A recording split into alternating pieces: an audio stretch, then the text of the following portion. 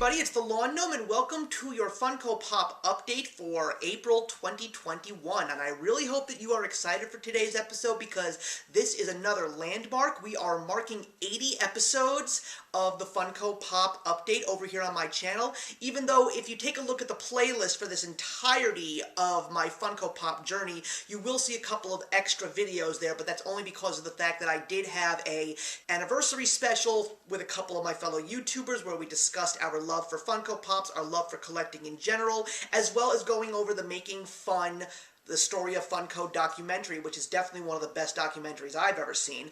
But it is so nice to know that we have gotten 80 episodes in, and I'm just so excited to just keep on going. Sometimes I take a look back at my Funko Pop updates and just see how my collection has grown and see how the manufacturing of these little vinyl figures has definitely improved over the going on 11 years right now.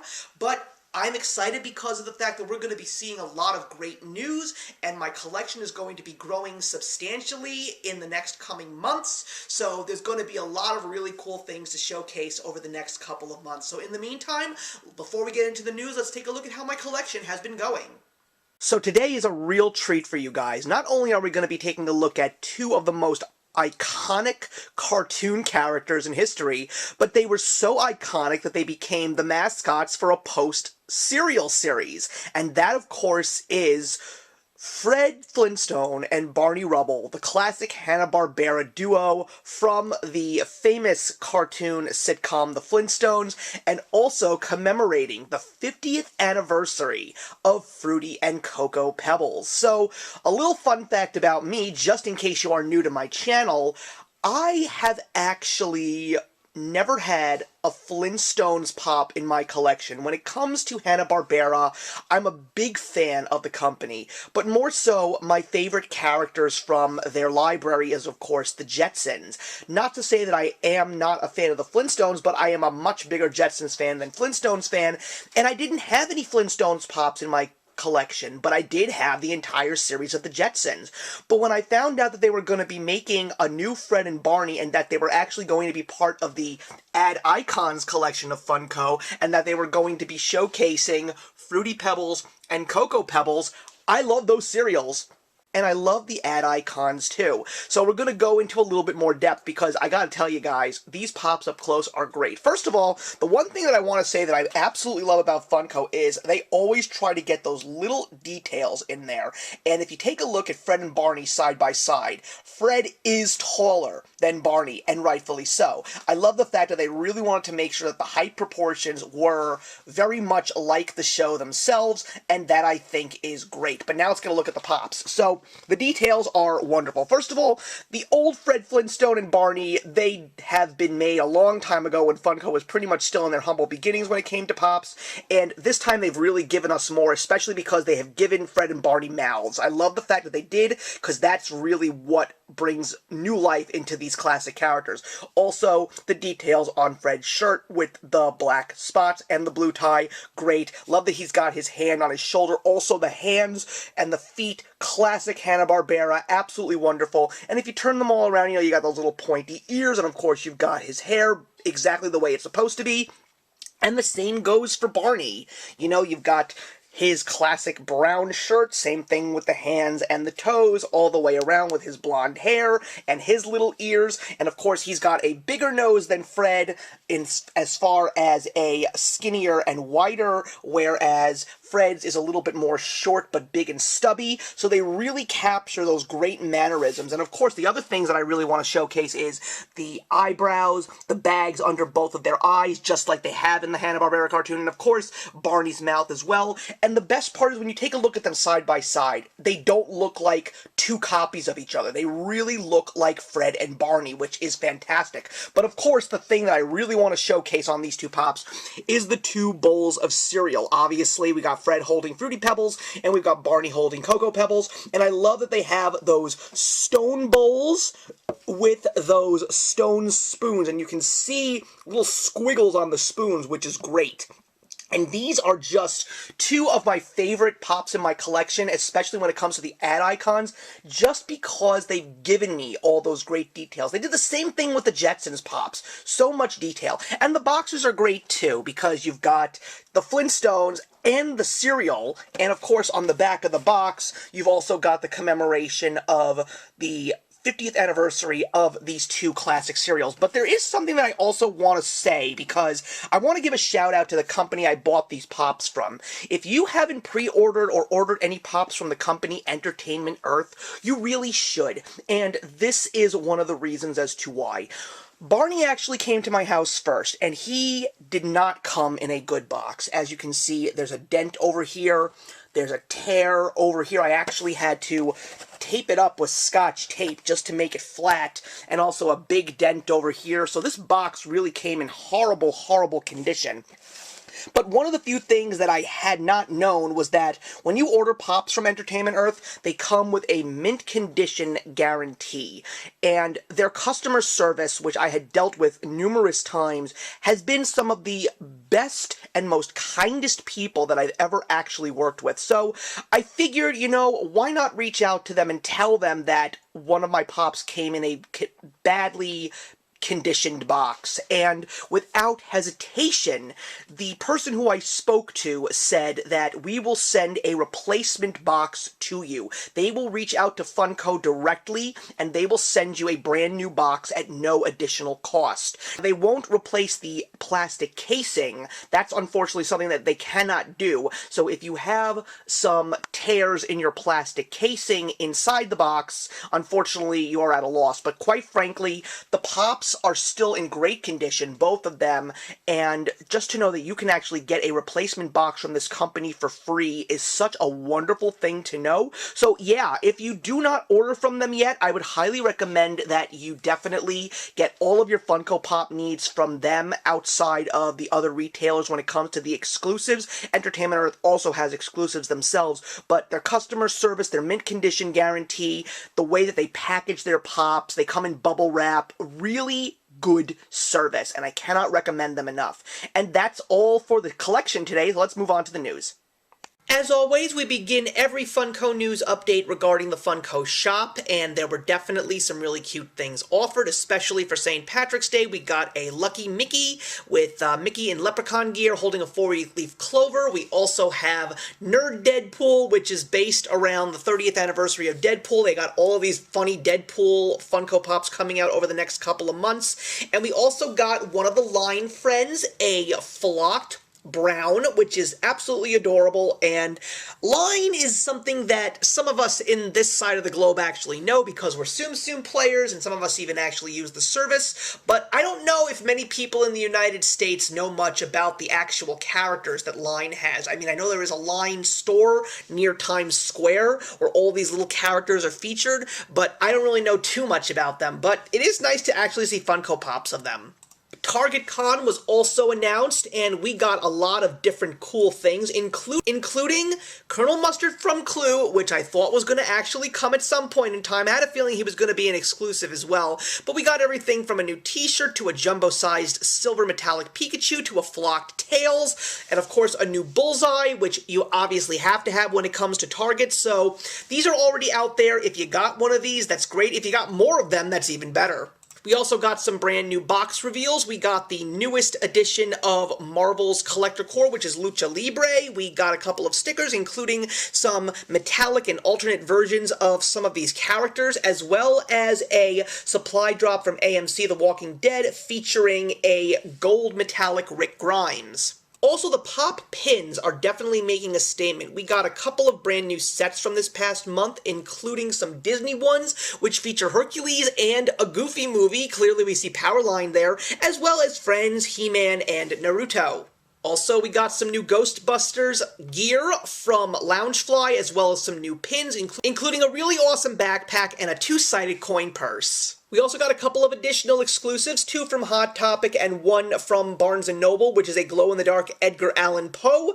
And from Hot Topic, we got a Diamond Marie and a SpongeBob lifting his own version of heavyweights, which is actually really funny. I love the features on the mouth, and the pop in general is pretty cool. There's also a couple of additional drops that we got. We also got to see 7-Eleven returning with an exclusive Stone Cold Steve Austin. We also got a brand new Jungle Cruise with Mickey. We've got a boxed lunch glow-in-the-dark Gambit zombie. We got two very interesting authors. We've got Jane Austen, which is a BAM exclusive, as well as Bram Stoker, who is also a BAM exclusive. Lots of very cool single pops from various retailers. Also, we got a very interesting art series Pinocchio. One of the Funko Pops that I was very excited to see when he got announced was the Alfred E. Newman, which is the iconic Mad product from Mad Magazine. I used to read Mad magazines when I was a kid. There's also a chase that you can get here. Now, to me, he really doesn't look as good as he should based on Alfred E. Newman's actual look, but you know what? They still do have the features. They have the missing front tooth, they have the freckles, and they definitely got the ears right, so one way or another, I'm definitely going to be adding this one to my collection. The one thing that is so weird to me is the fact that this is a part of the television line, which really, it should belong to the Icons line. I'm just saying. And we also got a lot more Deadpool. You can actually see all of the things they are doing to celebrate the 30th anniversary of this Rob Liefeld legendary character, including a whole bunch of awesome pops, plenty of exclusive pops, as well as mystery minis, and a whole pop pin set. And we're going to go further into Marvel. Of course, we got official glam shots of some brand new WandaVision pops, including a very cool version of Wanda levitating. There's also another cool levitating one from Hot Topic, as well as the Funko Shop exclusive of Pietro, aka Quicksilver. We also have Agatha, we've got Monica Rambeau, and a glow-in-the-dark Walmart exclusive Vision, as well as a soda can Scarlet Witch.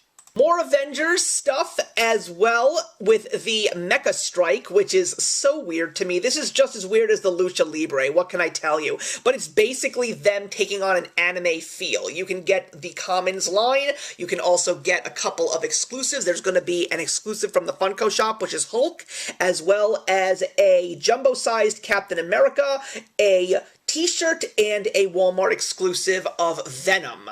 Disney also has gone above and beyond to give us a whole bunch of brand new Alice in Wonderland pops. We saw this when we got them revealed at the Funko Fair, but these are also now the official glam shots. We've got everything from Commons, including a beautiful movie moment of Alice with the flowers. We've got a flocked white rabbit featured with a t-shirt at Target. We've also got the Queen of Hearts with a little King of Hearts, which is great, including a Tweedledee and Tweedledum 2-pack, and a jumbo-sized Cheshire Cat from Walmart, and another Alice from Boxed Lunch. So many Alice in Wonderland pops, but there's so many people that are very excited for these.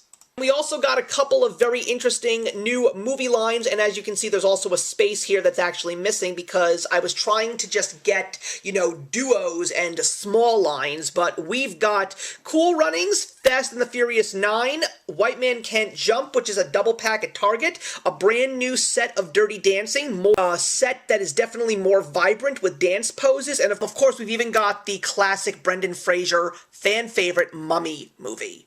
We also got a brand new series of Godzilla vs. Kong. The movie is now officially out in theaters. These were a whole bunch that we knew were coming out. We also got a Funko Shop exclusive of Mecha Godzilla. Mortal Kombat, of course, the movie's coming out this week, and we've got everything from Commons to Chases, as well as a glow-in-the-dark Sub-Zero from Entertainment Earth, and a kneeling Scorpion from Walmart. I just hope the movie is good.